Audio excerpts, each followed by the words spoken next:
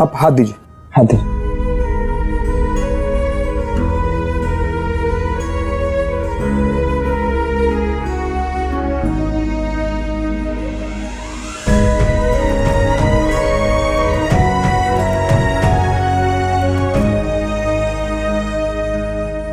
नहीं नहीं नहीं, हम और चल नहीं पाएंगे।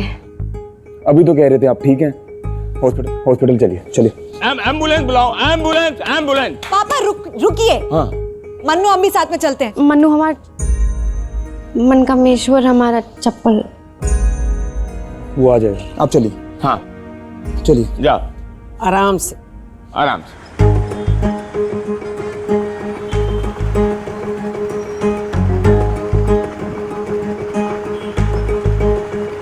हाथ ऊपर करो। बहुत दर्द है। बस बस बस बस बस। नहीं नहीं, भैया नमस्ते भाभी जी। भैया 11:20 हो गए भैया। ये रोशन है ना? हाँ। ये हमारे साथ क्यों आ रहा है? बॉस है ना उसके, तो वो हमें फॉलो कर रहा है बस। भैया 11:20 हो गया है भैया। बार-बार टाइम क्यों बता रहा है हमें? 21वीं सदी का नौजवान है तो वक्त के साथ चलना चाहता है, बस इसीलिए वक्त बता रहा है बार बार।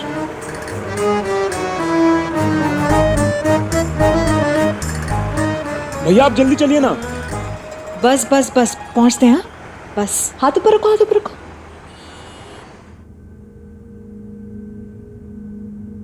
हाथ में तो फ्रैक्चर है, और वो बाकी सब, वो एड़ी और कूल्हे में। बाकी सब अंदरूनी चोटें हैं, वो धीरे धीरे ठीक हो जाएंगी। ये बाहर पेमेंट कर दीजिए, तब तक हाथ में हम स्लिंग बांध देते हैं, और 1 आध महीना तो रहेगा ये। हाँ हम ये कर देते हैं। अब आए हैं तो कुछ तो करें। हम आते हैं। हाँ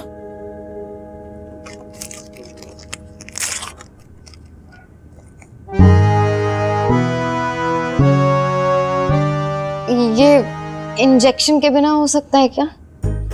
एक इंजेक्शन तो लगाना पड़ेगा।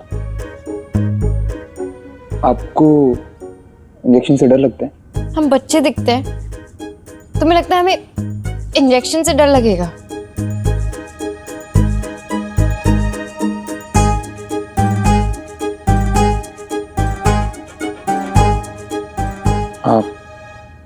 आप डर रही हैं ना? इंजेक्शन है, कोई इंजॉय करने वाली चीज तो है नहीं। हाँ, डर तो लगेगा ही ना। तुम यही हमारे साथ रहना। वो हमें कोई चाहिए होता है हाथ कस के पकड़ने के लिए। एक बार ना कोई नहीं था तो हमने इंजेक्शन डॉक्टर को घोंप दिया था और फिर भाग गए थे। भाई साहब आप यहीं पर रहिएगा। लाइए।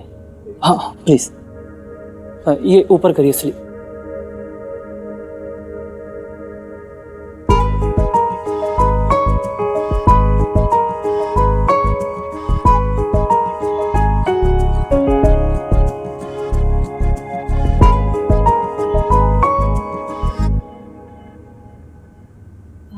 सुनो, किसी को बताना मत कि हमें इंजेक्शन से डर लगता है, नहीं तो हम भी बता देंगे कि तुम्हारे ऊपर बंदर ने झपट्टा मारा था और तुम्हारी निक्कर उतर गई थी।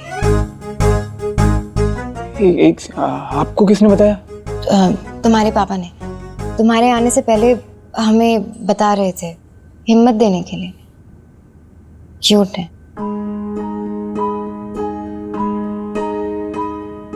आप भी? हाँ नहीं मतलब आप, हम, ये थोड़ा बहुत क्यों तो सभी होते हैं ना। आप इंजेक्शन को ही।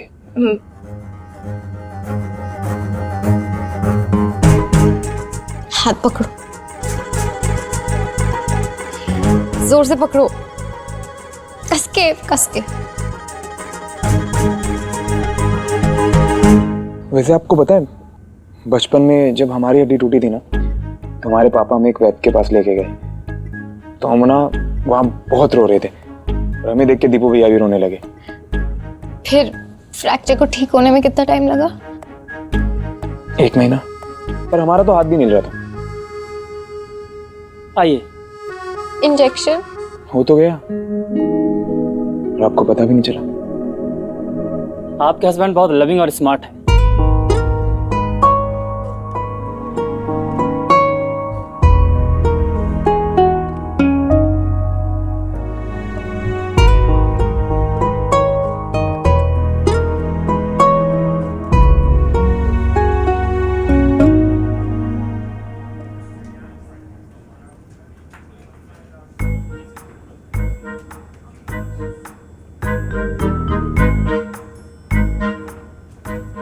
तुम यहाँ पर क्या कर रहे हो? पिकनिक चल रही है तो जाकर दुकान संभालो ना। नहीं दीदी, वो असल में भैया को 12 बजे अपना लोकदल के पार्टी ऑफिस जाना था। रैली के लिए कॉन्ट्रैक्ट ले जाके मिलना था, तो हम सारे पेपर साथ ही लेके आ गए थे कि जैसे ही भैया फ्री हो जाएंगे तो हम वहीं से चले जाएंगे। पर अब तो मुश्किल लग रहा है। ऐसे भाभी कैसी हैं? चलो चल कर देखते हैं।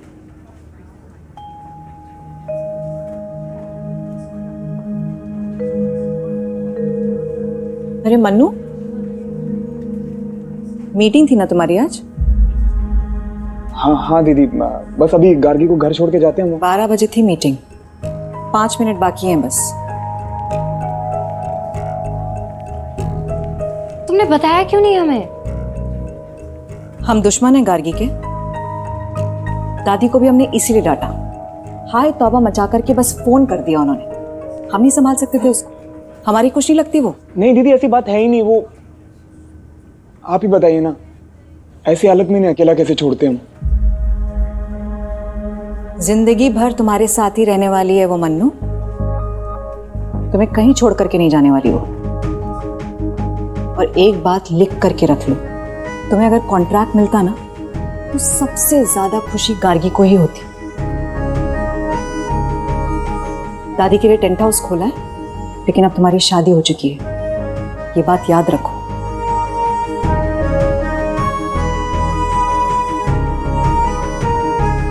तुम्हारी पत्नी के सपने तुम्हारे टेंट हाउस से, तुम्हारे काम से जुड़े हुए हैं।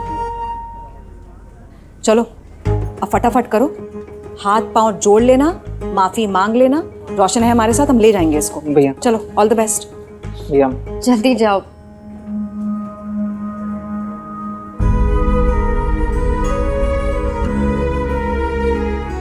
अरे जाओ।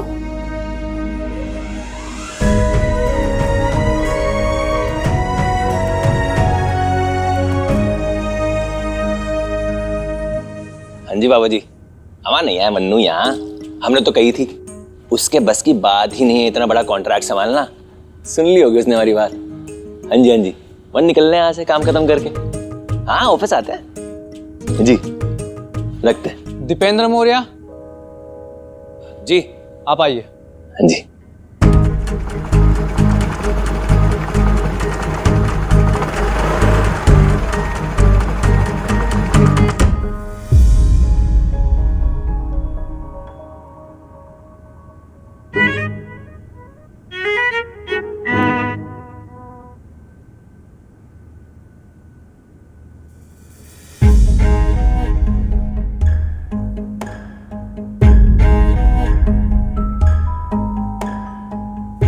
बस ये समझ लीजिए कि पार्टी कार्यकारिणी ने हमारा नाम सर्वसम्मति से फाइनल किया है।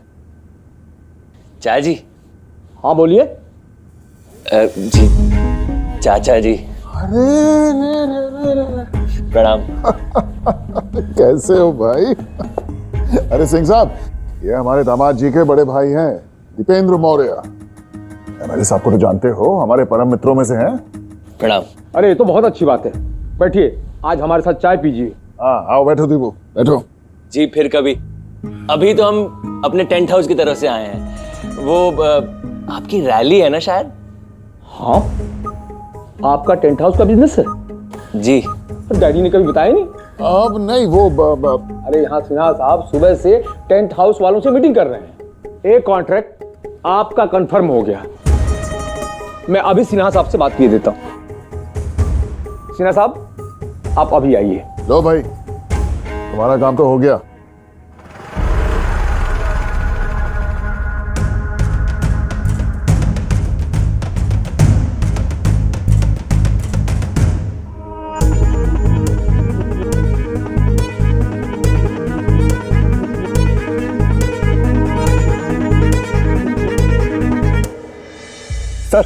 नमस्ते सर, हम मन कामेश्वर मौर्य, वो जय माता दी टेंट हाउस से।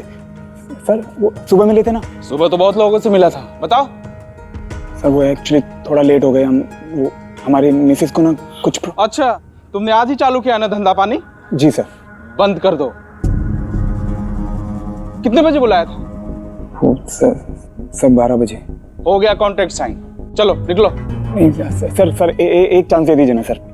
बाबूजी के दलान समझो क्या बे, कि 1.5 घंटा लेट आओगे फिर भी झूला झूल करके ही जाओगे? अगले चुनाव के पहले नजर मत आना, चलो निकलो निकलो। नहीं सर आप क्या हो रहा है सब? सर, अरे सर 1.5 घंटा लेट आ रहा है वो, रैली के लिए टेंट हाउस का प्रेजेंटेशन देने के लिए। अरे सर, हम संभाल लेंगे, हैं? चाचा जी, हम देखते हैं। आइए, टेंशन मत लीजिए, हम बात करते हैं। हाँ, एक सेकंड। तुमको मना की थी ना आने के लिए? भैया एक बार कोशिश तो करने दीजिए। कोशिश? फिर ये रहा एडवांस, कॉन्ट्रैक्ट मिल गया हमको, क्या कोशिश करोगे? और हमने तुमको कही थी कि अच्छे अच्छे टिक नहीं पाते हमारे सामने। 10 और आए थे यहाँ पर, सबकी छुट्टी कर दी हमने।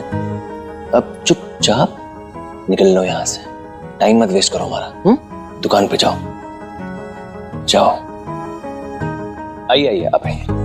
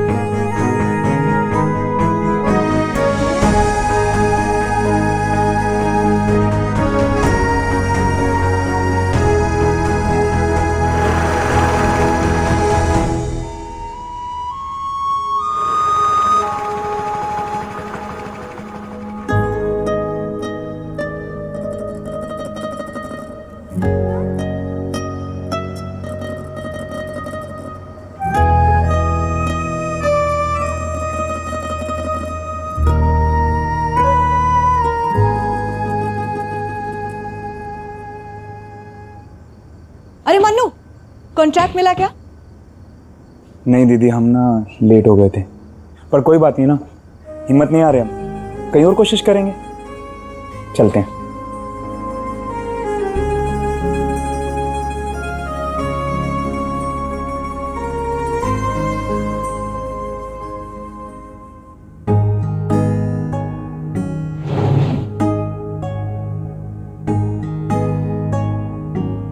तुम्हें मीटिंग में जाना चाहिए था, बेमतलब का हमारी वजह से तुमने टाइम वेस्ट किया। तुम्हें पता है ना ये कॉन्ट्रैक्ट तुम्हारे लिए कितना इंपॉर्टेंट है, और हमारे लिए तो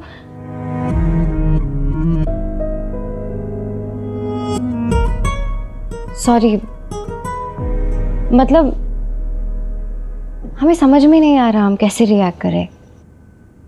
बुरा लग रहा है कि हमारी वजह से तुम्हारा कॉन्ट्रैक्ट चला गया। एक सेकंड।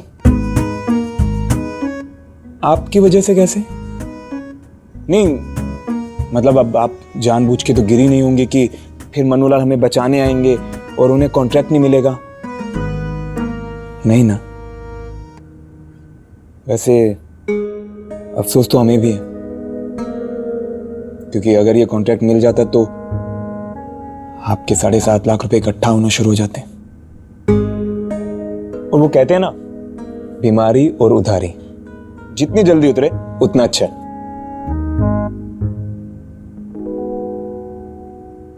वैसे कॉन्ट्रैक्ट किसे मिला? देखा जाए तो पैसे हमारे घर आ रहे हैं। दीपू भैया को मिला कॉन्ट्रैक्ट। शाबाश, बहुत बढ़िया। अब क्या है, तुम ये कॉन्ट्रैक्ट वापस करके आओ और ये एडवांस भी, और उन्हें जाके बोलो कि मन्नू तुम्हारा छोटा भाई है, डैडी का दामाद है, ताकि ये कॉन्ट्रैक्ट मन्नू को मिल सके। तो पापा जी एक काम करते हैं ना, इन पैसे को जला देते हैं, पार्टी ऑफिस तक जाना ही नहीं पड़ेगा। अरे यार तुम इमोशनल बहुत जल्दी हो जाते हो। हाँ देखो एक कहानी सुनाते हो तुमको। चाणक्य के बारे में तो सुना है ना। एक बार रास्ते में चलते चलते उनके पैर में कांटा गड़ गया, उनको बहुत गुस्सा आया। तो बताओ उन्होंने क्या किया होगा? अब कांटा निकाल के फेंक दिया होगा ताकि वो कांटा दोबारा गड़ जाए। मतलब? उन्होंने एक मटका मट्ठा लिया और कांटे के आसपास उड़ेल दिया। तो पापा जी इससे क्या होगा? हुआ ये कि मीठे मट्ठे की सुगंध से चींटियां पौधे तक आ गई और धीरे धीरे चींटियों ने पौधे को जड़ तक खा लिया। पौधा जड़ से खत्म। तो देखिए दामाद जी, मन्नू आज हारा है, कल जीत भी सकता है, और वो जीतने लगा तो हम हार जाएंगे। आपके दादाजी के टाइम पे हमने जय माता दी टेंट हाउस के सामने इंपीरियल टेंट हाउस को हारते हुए देखा है, और हम नहीं चाहते कि वो इतिहास दोबारा हम पे दोहराया जाए। इसलिए जय माता दी टेंट हाउस को जड़ से खत्म करना पड़ेगा। तो मन्नू को कॉन्ट्रैक्ट दिलाने से होगा क्या, ये आप बताएंगे या हम जाके चाणक्य से पूछ लें? अरे हम ही बता देते हैं।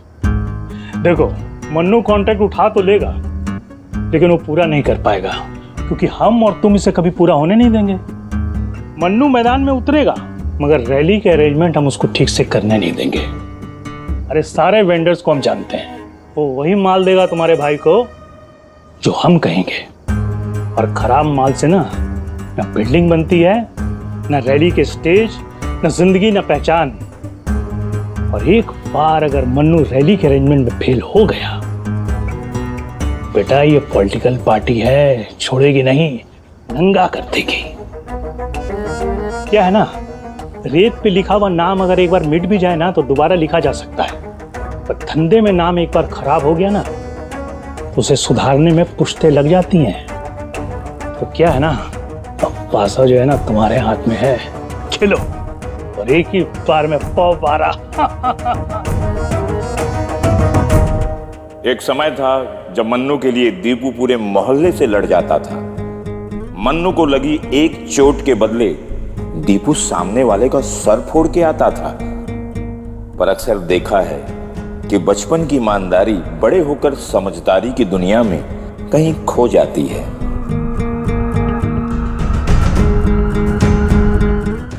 बाहर आइए, कुछ दिखाते हैं।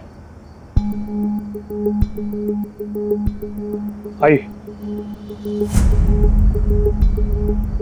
जानते हैं, इस टेंट हाउस को खड़े ही नहीं होने देना चाहिए था। बाबा जी कोशिश तो पूरी की हमने, पर चूक गए। चूक सुधार ली जाएगी। अरे जिंदगी है, कोई सिनेमा थोड़ा ही है कि अंत पहले से लिखा हुआ है। जानते हैं जिंदगी और सिनेमा में क्या अंतर है? सिनेमा में हीरो विलन पहले से तय होते हैं, पर जिंदगी हमें मौका देती है अपनी कहानी का हीरो खुद बनिए, और इस वक्त ये मौका आपके हाथ में है। पर बाबा जी हमारी कहानी के हीरो की परिभाषा क्या होगी, ये तय करने का हक तो हमें मिलना चाहिए ना।